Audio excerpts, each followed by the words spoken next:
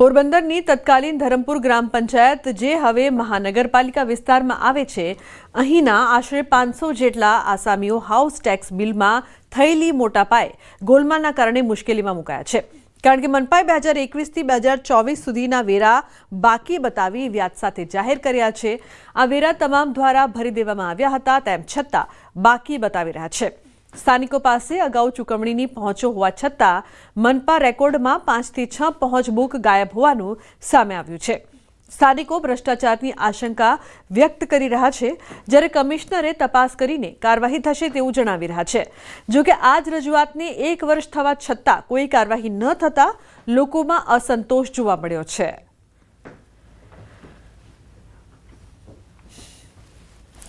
વ્યાજ સહિત પાછા વેરા ચડી અને અમારી ઘેરે પહોંચો આવેલી છે. અમે કમિશનરશ્રીને રજૂઆત કરેલી છે, અમારા એના આગેવાન દ્વારા એના રજૂઆત કરેલી છે, છતાંય આનું કોઈ નિરાકરણ આજ દી સુધી અમને મળ્યું નથી. ત્યાં જઈએ તો એ લોકો એવું કહે કે અહીંની પહોંચ્યું છે, અમે તપાસ કરીને કહેવું. અને રાજીવનગરમાં જઈએ તો એ લોકો એવું કહે કે અમારી પહોંચ્યું એ પાણીમાં તળાઈ ગઈ. અમને આનો જવાબ તો મળવો જોઈએ ને, તો અમે આ વેરો ભરી દઈએ. પણ આગલા ભરેલા છે એમને બાદ કરી દઈએ, પાછળનો વેરો અમે ભરવા તૈયાર છે. કમિશનર સાહેબને રજૂઆત કરેલી હતી કે સાહેબ આ લોકો એક વખત વેરા ભરી દીધા તો એમનું વ્યાજ સહિતને પહોંચું પાછી શું કામે. તો કમિશનર સાહેબે મને એવું કીધું છે કે આમની યોગ્ય તપાસ કરી અને આપણે નિર્ણય કરશું. પણ આજે 1 વર્ષ એ વાતને થઈ ગયેલું છે, છતાં આનો નિર્ણય હજુ કંઈ આવ્યો નથી. એટલે આમાં જે કાંઈ અધિકારી કે કર્મચારી કોઈ પણ સંડોવાયેલ હોય તો એનો યોગ્ય પગલાં લઈ અને વહેલી તકે આનું યોગ્ય નિરાકરણ કરે એવું મેં કમિશનર સાહેબને રજૂઆત કરેલી છે. જે તે અરજદાર દ્વારા અસલમાં જે પહોંચ રજૂ કરવામાં આવી છે, પહોંચનો અભ્યાસ કરી અને ખરેખર આવી પહોંચો મહાનગરપાલિકા તત્કાલીન નગરપાલિકા દ્વારા ઇસ્યુ કરવામાં આવેલી છે કે કેમ એની ખાતરી કરી અને જો ખરેખર આવી પહોંચો કોર્પોરેશન દ્વારા ઇસ્યુ કરવામાં આવેલી છે જે તે સમયે તો જે કર્મચારીને આ પહોંચો આપવામાં આવેલી છે એ કર્મચારી દ્વારા ખરેખર એના વેરા ભરપાઈ કરવામાં આવેલા છે કે કેમ કોર્પોરેશનમાં એની ખાતરી કરવામાં આવશે. એની સામે નિયમનની જે કાર્યવાહી કરવા પાત્ર હશે એ તમામ કાર્યવાહી કરવામાં આવશે. છોટાઉદેપુર ખાતે આવેલ જળ અને સ્વચ્છતા એકમની કચેરીમાં આઉટસોર્સિંગ તરીકે કામ કરતા આસિસ્ટન્ટ એકાઉન્ટન્ટ તિમિર પટેલે સરકારના પૈસાની છેતરપિંડી કરી સરકારને ચૂનો ચોપડ્યો. યોજનાને લઈને આવતી મસમોટી રકમ જોઈ તિમિરનું મન લલચાઈ ગયું અને આ રકમને પોતે હડપી લેવાનો નિર્ણય કર્યો. તેણે નવેમ્બર 2024થી ઓક્ટોબર 2025 સુધી કચેરીના ચેકો તથા આરટીજીએસ ફોર્મ અલગ અલગ ગ્રાન્ટના નાણાંની રકમ ચેકોમાં ભરી યુનિટ મેનેજર તથા જિલ્લા સંયોજકની ખોટી સહી કરતો. આ ખોટી સહીઓવાળા ચેકો તથા આરટીજીએસ ફોર્મ જમા કરાવી પોતાના ખાતામાં જમા કરાવી દેતો. અત્યાર સુધી તેણે 1,41,06,820 રૂપિયા પોતાના ખાતામાં જમા કરાવ્યા. આ બાબતની જાણ મોડે થતા વસમુ વિભાગના સહકારીએ પોલીસ સ્ટેશનમાં ફરિયાદ નોંધાવી છે. જે તે સમયે મગજ સ્થિર નહોતું કે મને પણ ખ્યાલ નથી કે મારાથી આ ભૂલ કેમ થઈ ગઈ. અને મને જ્યારે અહેસાસ થયો કે આ ભૂલ ના થવી જોઈએ આવી, એટલે મેં પછી સામેથી આ બધી પ્રોસેસ જાતે કરેલી છે. તમે આ રૂપિયાનું કર્યું છે? હવે એ જ મને ખ્યાલ નથી, કારણ કે મને અત્યારે યાદ નથી કે શું થયું છે. એટલે પછી મેં જ જાતે સ્ટેટમેન્ટ મંગાવી અને અમે ચેક કરવાના છે કે આ ભૂલ ક્યાં થઈ અને કેવી રીતના થઈ છે. તેમની કચેરીમાં એકાઉન્ટન્ટ આઉટસોર્સિંગના કર્મચારી તરીકે ફરજ બજાવતા તિમિરભાઈ હસમુખભાઈ પટેલ નાઓએ અલગ અલગ ચેકોમાં 1,41,06,820 જેટલી રકમના ચેકોમાં ખોટી સહીઓ કરી HDFC બોડેલી ખાતેના તેમના પર્સનલ એકાઉન્ટમાં રકમ જમા કરાવેલ છે, જેની તપાસ હાલ ચાલુ છે. સુરતમાં મહિલા ડોક્ટરે 9મા માળેથી મોતની છલાંગ લગાવી. 28 વર્ષીય ડોક્ટર રાધિકા કોટડિયાએ આપઘાત કર્યો છે. એક કેફેમાંથી કૂદીને જીવન ટૂંકાવ્યું છે. મંગેતર સાથેના અણબનાવના કારણે આપઘાત કર્યો હોવાનું અનુમાન છે. યુવતીના 2 મહિના બાદ લગ્ન હતા. મૃતક ડોક્ટર પ્રાઇવેટ ફિઝિયો ક્લિનિક ધરાવતી હતી. સરથાણા પોલીસે આ મામલે વધુ તપાસ હાથ ધરી છે. તો કીર્તેશ જોડાયા છે ફોનલાઈન પર વધુ માહિતી આપવા માટે. કીર્તેશ, શું છે સમગ્ર ઘટના અને આપઘાત પાછળનું કારણ?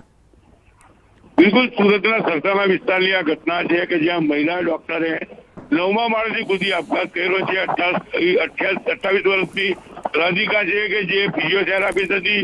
2 મહિના પહેલા લગ્ન થવાના છે અને કહી શકાય કે તેના આપઘાતને લઈને સમગ્ર વિસ્તારમાં ચકચાર મચી જવા પામી છે. પોલીસે આ મામલે તપાસ શરૂ કરી ત્યારે પોલીસની પ્રાથમિક તપાસમાં સામે આવ્યું છે કે ડોક્ટર રાધિકાના મંગેતર સાથેના અણબનાવને લઈને આ પગલું ભર્યું હોય તેવું પ્રાથમિક તપાસમાં સામે આવ્યું છે. હાલ પોલીસે આ મામલે ગુનો દાખલ કરી તપાસ શરૂ કરી છે. બિલકુલ કૃતેશ, પરિવારજનો સાથે આપની કોઈ વાતચીત થઈ હોય, કોઈ વાત સામે આવી હોય મંગેતર સાથે ઝઘડા પાછળની?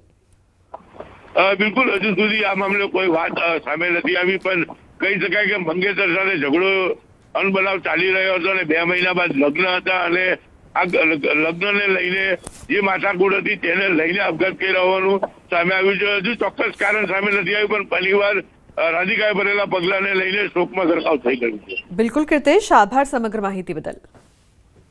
તો મહિલા ડોક્ટરે 9મા માળેથી કૂદીને આપઘાત કર્યો છે. મંગેતર સાથે અણબનાવના કારણે આપઘાતનું હાલ અનુમાન લગાવવામાં આવી રહ્યું છે. યુવતીના 2 મહિના બાદ લગ્ન પણ હતા.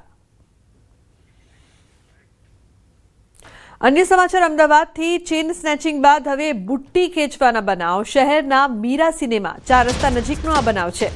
સરનામું પૂછવાના બહાને વૃદ્ધાના કાનમાંથી બુટ્ટી ખેંચી લીધી. મણિનગર પોલીસે 2 શખ્સો વિરુદ્ધ ફરિયાદ નોંધીને તપાસ શરૂ કરી છે. ચેઇન સ્નેચિંગ બાદ અમદાવાદમાં બુટ્ટી ખેંચવાનો બનાવ સામે આવ્યો છે. સરનામું પૂછવાના બહાને બુટ્ટી ખેંચવામાં આવી. સમગ્ર ઘટનાના સીસીટીવી સામે આવ્યા છે. મીરા સિનેમા 4 રસ્તા નજીકનો આ બનાવ છે. મણિનગર પોલીસે 2 શખ્સો સામે આ મામલે ફરિયાદ નોંધી છે. સમગ્ર ઘટનાના સીસીટીવી પણ સામે આવ્યા છે, જેમાં જોઈ શકાય છે કે કઈ રીતે 2 શખ્સો આવે છે અને એડ્રેસ પૂછવાના બહાને બુટ્ટી ખેંચીને ત્યાંથી ફરાર થઈ જાય છે. તો પહેલા તો આ બંને શખ્સો મહિલાને રોકે છે, એડ્રેસ પૂછે છે, જે બાદ તેની બુટ્ટી ખેંચીને ત્યાંથી ફરાર થઈ જાય છે. મહિલા કંઈ સમજે તે પહેલા બાઇકમાં આ શખ્સો છે તે ફરાર થઈ જાય છે. ઉલ્લેખનીય છે કે અમદાવાદમાં ચેઇન સ્નેચિંગના વધતા બનાવ બાદ બુટ્ટી ખેંચવાનો પણ બનાવ સામે આવ્યો છે અને આ સમગ્ર ઘટના સીસીટીવીમાં પણ કેદ થઈ છે. ઋત્વિજ જોડાયા છે ફોન લાઈન પર વધુ માહિતી આપવા માટે. ઋત્વિજ, શું છે સમગ્ર ઘટના, શું વધુ વિગતો? હજી વાત કરીએ તો આ જે બનાવ છે તે મીરા સિનેમા 4 રસ્તા પાસેનો આ બનાવ છે. જે વૃદ્ધા હતા તે પોતે જે વિભૂતિ સોસાયટી ખાતે જવા માટે નીકળ્યા હતા અને જ્યારે સોસાયટીના ગેટ પાસે પહોંચ્યા હતા તે દરમિયાન એક બાઇક ઉપર 2 અજાણ્યા શખ્સો આવ્યા હતા અને આ બંને વ્યક્તિઓએ જે વૃદ્ધા હતા તેમને નજીક આવીને તેમને એક સરનામું પૂછ્યું હતું અને ત્યારબાદ તક મળતા જ તેમની જે કાનમાંથી બુટ્ટીઓ હતી તે ખેંચીને ફરાર થઈ ગયા છે. સમગ્ર ઘટના છે તેના સીસીટીવી ફૂટેજ પણ સામે આવ્યા છે. બનાવ 7 નવેમ્બરનો હોવાનું જાણવા મળી રહ્યું છે, પરંતુ જે મણિનગર પોલીસે તેમણે ગઈકાલ દ્વારા આ સમગ્ર મામલે ફરિયાદ નોંધી છે અને સીસીટીવીના આધારે આ મામલે વધુ તપાસ પણ શરૂ કરી છે.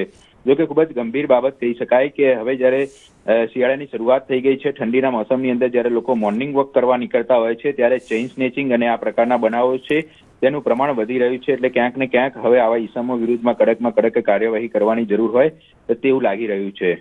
જી બિલકુલ ઋત્વિજ, આભાર આ સમગ્ર માહિતી બદલ. અન્ય સમાચાર રાજકોટથી. રાજકોટના જેતપુરમાં પ્રદૂષણ નિકાલનો પ્રોજેક્ટ વિવાદમાં છે. સ્થાનિક પરિવારોના ઘર આંગણે જ તોતિંગ પમ્પિંગ સ્ટેશન ખડકાતા ભારે હાલાકી થઈ રહી છે. તો રાજકોટના જેતપુરમાં સાડી ઉદ્યોગના પ્રદૂષિત પાણીના કાયમી નિકાલ માટે સરકારે 675 કરોડનો પ્રોજેક્ટ મંજૂર કર્યો છે. આ યોજના હેઠળ પ્રદૂષિત પાણીને પાઇપલાઇન દ્વારા પોરબંદરના દરિયામાં નિકાલ કરવાનું લક્ષ્ય છે. જોકે આ પ્રોજેક્ટની શરૂઆતમાં જ વિવાદ ઊભો થયો છે. જેતપુર નજીક આવેલા આરબ ટીંબડી ગામતળના રહેણાંક વિસ્તારની બરાબર વચ્ચે પમ્પિંગ સ્ટેશન બનાવવાની કામગીરી ચાલી રહી છે, જેનો સ્થાનિક પરિવારો વિરોધ કરી રહ્યા છે. અહીંયા 150 થી 200 પરિવાર ઉપર માણસો અહીંયા રહે છે.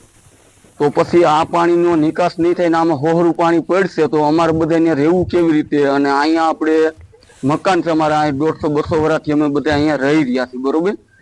આમ તમે બધું જોવો જ છો કેટલા મકાન છે. તો અહીંયા પ્લાન જે બની રહ્યો છે, આ ગામતળની જમીન છે, તો અહીંયા આ પ્લાન હાલે નહીં. એટલે અમારી માંગ ખાલી એટલી જ છે કે આ પ્લાન આનાથી ગમે ત્યાં બીજે સેટો અમારા એરિયાથી 1.5 થી 2 કિલોમીટર સેટો લઈ જાય. આ બધા ગામતળ એરિયો છે આખે આખો, અને અહીંયા બધા રેસિડેન્ટ જ છે, અને અહીંયા બધાનો કેમિકલનું પાણી આખા જેતપુરનું અહીંયા ભેગું થાય. મારી માંગ કે આ પ્રોજેક્ટ અહીંથી રદ કરીને બીજી જગ્યાએ ખસેડી નાખે. આરબ ટીમડી વિસ્તારમાં 100 થી 150 જેટલા દેવી પૂજક અનુજાતિ અને માલધારી પરિવારો વસે છે. ત્યાં જ કેમિકલયુક્ત પાણી એકઠું કરવા માટેનું પમ્પિંગ સ્ટેશન બનાવાઈ રહ્યું છે. પમ્પિંગ સ્ટેશનના પાયા ખોદવા માટે થઈ રહેલા બ્લાસ્ટિંગના કારણે આજુબાજુના કાચા મકાનોમાં તિરાડો પડી છે. અને પતરા તૂટ્યા છે. સ્થાનિકો જાનહાનિના ભય હેઠળ જીવી રહ્યા છે. સ્થાનિક આગેવાનોએ જણાવ્યું કે તેમને પ્રદૂષણ નિકાલના પ્રોજેક્ટ સામે વાંધો નથી, પરંતુ રહેણાંક વિસ્તારની વચ્ચે પમ્પિંગ સ્ટેશન ન જોઈએ. તેમની મુખ્ય માંગણી છે કે પમ્પિંગ સ્ટેશનને રહેણાંક સ્થળેથી 1.5 કિલોમીટર દૂર ખસેડવામાં આવે.